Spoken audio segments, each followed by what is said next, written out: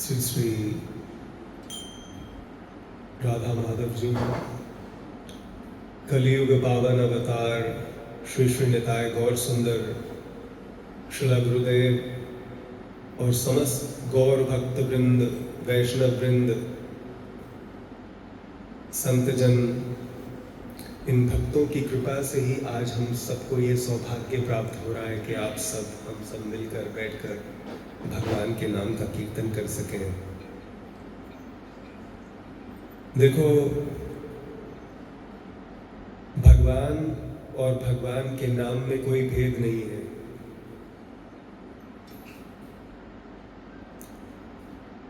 श्रीमान चैतन्य महाप्रभु कह रहे हैं अपने शिक्षाष्टकम में कि भगवान ने अपनी सारी शक्ति अपने नाम में डाल दिया है और साक्षात भगवान में और भगवान के नाम में कोई भेद नहीं है। अर्थात जो नामी है, जिनका ये नाम है, वो परब्रह्म, परमात्मा, परमेश्वर भगवान स्वयं कलयुग में अपने नाम के रूप में अवतरित हो जाते हैं। श्रीमान चैतन्य महाप्रभु कह रहे हैं कि कली काले नाम रूपे कृष्ण अवतार, नाम हईते हय सर्व जगत निस्तार। कि कलयुग में साक्षात श्री चैतन्य महाप्रभु अपने नाम के रूप में अवतरित हैं, भगवान श्री कृष्ण अपने नाम के रूप में अवतरित हैं, क्योंकि श्री चैतन्य महाप्रभु तो और कोई नहीं, साक्षात श्री कृष्ण ही है। तो हर युग में एक युग धर्म होता है, जैसे सतयुग आदि युगों में भगवान के ध्यान से, इस तरह से ध्यान योग से भगवान को प्राप्त किया जा सकता है, अपने मन को उनमें तन्मय किया जा सकता है। उसके बाद त्रेता आदि युग जो आता है सतयुग के बाद, उसमें भगवान को यज्ञों के माध्यम से भगवान को प्राप्त किया जा सकता है। द्वापर आदि युगों में भगवान को अर्चना, श्री विग्रह की प्रेममयी भावपूर्ण सेवा, अर्चना, पूजा आदि के द्वारा भगवान को प्राप्त किया जा सकता है। और कलयुग केवल नाम आधारा, सुमिर सुमिर नर उतरे ही पारा। कलयुग का युग धर्म क्या है? नाम संकीर्तन।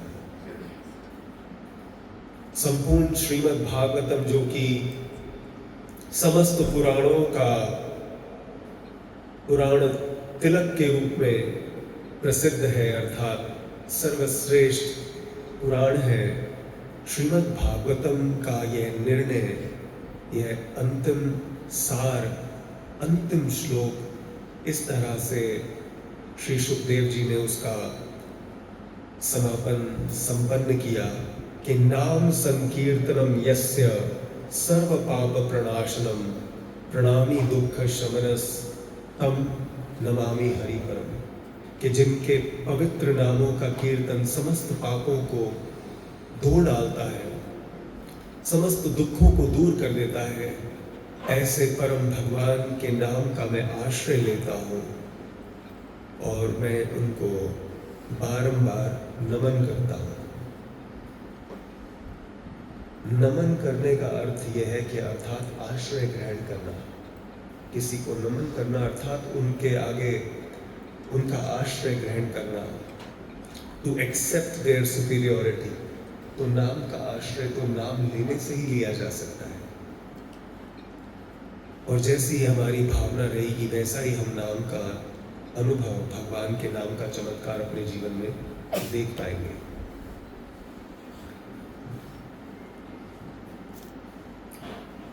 तो कल हमें प्रभु जी कह रहे थे, धीरज प्रभु, जिनके घर पर, जिनके परिवार के समक्ष हम सब लोग यहाँ पर इकट्ठा हुए हैं, वो कह रहे थे कि हमें ऐसा लग रहा है कि साक्षात भगवान ही आने वाले हैं। तो ऐसा बिल्कुल ठीक कहा आपने, इसमें हमारी तुम्हारी कोई बात नहीं है। जहाँ पर भगवान के नाम का कीर्तन हो रहा है वहाँ तो भगवान निश्चित है ही। स्वयं भगवान कह रहे हैं, हम लोगों में थोड़ी श्रद्धा भी बढ़नी है, हम अपनी बात कह रहे हैं, श्रद्धा की कमी है। भगवान कह रहे हैं, मैं सब लोग पूछते हैं कि मैं कहाँ हूँ, मैं कहाँ रहता हूँ। भगवान कह रहे हैं, मैं वैकुंठ में नहीं रहता, ऐसा प्रायः लोग कहते हैं, और ना ही मैं योगियों के हृदय में रहता हूँ जैसा कि कोई सोचता हो। तो प्रभु आप कहाँ रहते हैं? नारद जी कह रहे हैं, आप बताइए आप कहाँ रहते हैं, आपका कोई परमानेंट एड्रेस तो होगा। पर ऐसा सुना है आप तो वैकुंठ के वैकुंठेश्वर हैं। You can make this AC like remember this. ना अहम वसामि वैकुंठे, भगवान कह रहे हैं, I don't reside in Vaikuntha, although the scriptures say like that. That may be there, but I'll tell you my permanent address. That Thakur ji कह रहे हैं नारद जी से कि न अहम वसामि वैकुंठे योगिनाम हृदय न च मत भक्ता यत्र गायन्ति तत्र तिष्ठामि नारदा। जहाँ प्रेम पूर्वक मेरे भक्त मेरा नाम पुकारते हैं, प्रेम से मुझे पुकारते हैं, गाते हैं, कीर्तन करते हैं, मैं वहीं रहता हूँ। तो जब चाहो जहाँ चाहो भगवान आ जाएंगे, केवल प्रेम से उनको पुकारने की आवश्यकता है। और अनुभव करके देख लेना, कभी आवश्यकता हो, कभी किसी संकट में हो तो एक बार भगवान को याद कर लेना, फिर देखना क्या होता है चमत्कार। एक बहुत ही अद्भुत श्लोक है पुराण का, जिसमें भगवान के नाम की महिमा तो कोई नहीं कह सकता, कोई नहीं जान सकता, लेकिन फिर भी कुछ तो कहना है। हम जैसे जीवात्माओं को कुछ विश्वास दिला रहा है, कुछ श्रद्धा। Lower it please, reduce the fan और whatever, it's already blocking my nose. बंद ही कर दी, बहुत अच्छा। वैसे the weather is very good today, we don't need an AC. फिर भी भगवान के नाम की महिमा के बारे में ये कहा जा रहा है कि देखो, एक तरह से पृथ्वी पे सबसे बड़ा दान कहीं ना कहीं गौदान को भी कहा गया बाबा। इतने ऐसे शास्त्रों में गौदान की बहुत विशेष महिमा है कि पूरे पृथ्वी का साम्राज्य भी अगर दान कर दिया जाए तो एक गौदान की बराबरी वो नहीं कर सकता, ऐसा वर्णन है। ऐसी कथाएं भी हैं, अभी उसमें नहीं जा रहे। एक गौदान की इतनी महिमा है क्योंकि गाय तो साक्षात भगवत स्वरूप है, भगवान का स्वरूप है, और एक तरह से भगवान के द्वारा भी सेवित है। भगवान स्वयं गोपाल के नाम से जाने जाते हैं। गौ के पालक हैं, गौ के सेवक हैं, गौ के रक्षक हैं। तो गौ की महिमा तो क्या होगी। लेकिन फिर भी भगवान के नाम की महिमा को बताते हुए पुराण हमसे ये कह रहे हैं कि गौ कोटि दानम ग्रहणेषु काशी, कि एक नहीं दो नहीं, कोटि कोटि गायों का अगर दान कोई करे, करोड़ों गायों का दान करे, और कब एक स्पेसिफिक तिथि पे कि जब ग्रहण का समय होता है तो दान की महिमा और अनंत गुना बढ़ जाती है। और स्थान की, समय की महिमा और स्थान की महिमा कि काशी इत्यादि इस तरह से भगवान के पवित्र लोकों में उसका दान किया जाए। तो करोड़ों गायों का दान, गो कोटि दानम ग्रहणेषु काशी, और माघे प्रयासे यदि कल्पवासी, कि प्रयाग में माघ के महीने में कल्पों तक अगर वास किया जाए, एक दिन के वास की भी इतनी महिमा है। कल्प कहते हैं ब्रह्मा जी के एक दिन को, जिसमें दिन के समय सहस्त्र चतुर्युग होते हैं, सतयुग, त्रेता, द्वापर, कलयुग, सहस्त्र गुना इनटू 1000 टाइम्स, और उतनी ही ब्रह्मा जी की रात्रि होती है। तो ये तो एक कल्प हो गया कि माघे प्रयासे यदि कल्पवासी, कोई करोड़ों करोड़ों गायों का दान कर ले काशी में और प्रयाग इत्यादि पवित्र तीर्थ स्थानों में, ब्रह्मा जी के दिन के समान अनंत दिनों तक वास कर ले, इतने समय तक वास करे, अर्थात भजन करे, उनकी शरण ले, और यज्ञाय तुम मेरु सुवर्ण दानम, और ऐसे बड़े बड़े यज्ञ करे कि उसमें स्वर्ण के सबसे बड़े स्वरूप के रूप में जाना जाता है कि सुमेरु पर्वत, और ऐसे सुमेरु पर्वत के कई पर्वत यज्ञ के पूर्ण होने पर, यहाँ यज्ञ होता है वहां दक्षिणा देने का विधान है। तो उस यज्ञ में ऐसे दक्षिणा के रूप में करोड़ों स्वर्ण के सुमेरु पर्वत दान करें। और ये सब करने के बाद भी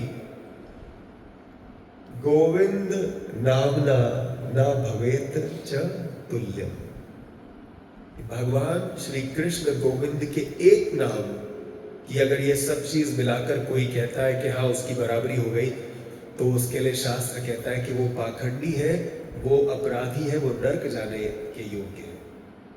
भगवान के एक नाम के बराबर अगर कोई कहता है कि इन सब की महिमा हो गई, तो वो नरक जाने के का अधिकारी है, वो अपराधी है, उसने भगवान के नाम को इनकी सबसे तुलना कर दी। ये भगवान के नाम की महिमा है। आज अगर हम 2-3 बार नाम ले लेंगे तो सोचिए उसकी कोई कैलकुलेशन नहीं कर सकता कि इसका क्या फल बना, क्योंकि ये सब चीजें मिला के भगवान तो नहीं दे सकती हमें, बहुत पुण्य दे सकती है, लेकिन ठाकुर जी का प्रेम नहीं, ठाकुर जी के चरणों की प्रेममयी सेवा नहीं दे सकती। वो तो केवल भगवान का नाम ही दे सकता है, केवल भगवान का नाम ही तुम्हें उन तक पहुंचा सकता है। इसीलिए और कोई साधन नहीं, साक्षात भगवान का नाम उतर कर आता है कि कली काले नाम रूपे कृष्ण अवतारा, और नाम हईते हया सर्व जगत निस्तारा, सारे जगत का कल्याण हो सकता है। तो फिर भी हम भगवान का नाम क्यों नहीं लेंगे? तो चैतन्य महाप्रभु जी कह रहे हैं, क्योंकि हम तो एक तरह से बता रहे हैं ना आपको, तो हमें तो पता है, तो क्या हम उतनी तरह से भगवान का नाम ले पा रहे हैं? उतनी भाव से, उतनी श्रद्धा से हर समय नहीं ले पा रहे। क्यों नहीं ले पा रहे? चैतन्य महाप्रभु जी कह रहे हैं हमें कि यही तो दुर्भाग्य है जीव का, यही तो माया का प्रभाव है कि भगवान ने अपनी सारी शक्ति बाबा नाम में डाल दिया। और एक नाम नहीं, 2 नाम नहीं, भगवान के अनंत नाम है। कोई भी नाम ले लो जो आपको प्रिय है, आप प्रेम से गोविंद कह दो, गोपाल कह दो, कृष्ण कह दो, घनश्याम कह दो, राधे श्याम कह दो, कुछ भी कह दो। तो नाम नामकारी बहुधा निज सर्वशक्तिस तत्रार्पिता नियमिता स्मरणे न काल, एतादृशी तव कृपा भगवन् ममापि दुर्दैवम ईदृशम इहा जनि नानुराग। कि भगवान के अनंत नाम है, भगवान ने उन नामों में अपनी सारी शक्ति डाल दी और कोई नियम नहीं रखा। उसको कभी भी ले सकते हो, कहीं भी ले सकते हो, पवित्र अवस्था में, अपवित्र अवस्था में।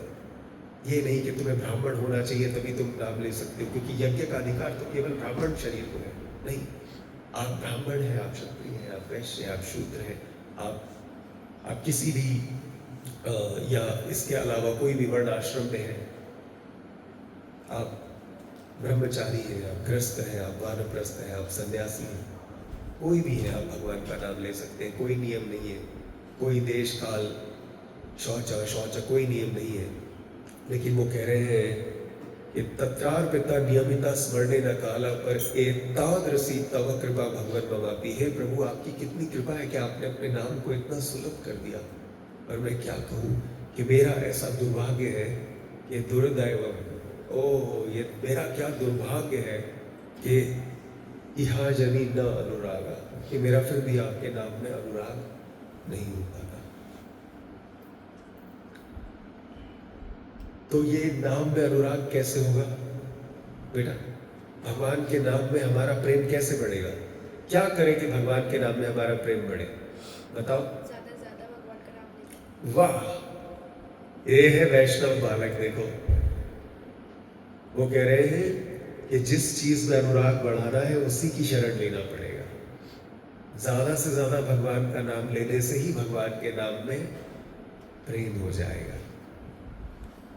भाई, उसी भगवान के नाम का हम सब लोग मिलके प्रेम से आश्रय लेते हैं, ताकि हमें भी उनके नाम की कृपा से, नाम के प्रभाव से उनसे प्रेम हो जाए। भगवान के नाम से प्रेम हो गया मतलब भगवान से प्रेम हो गया। और नाम से प्रेम नहीं है तो तुम्हें ऐसा लग रहा है भगवान से प्रेम है, पर भगवान से प्रेम नहीं है, हमें ऐसा लग रहा है। का कीर्तन करने जा रहे हैं। आप में से अधिकतर लोग तो हमें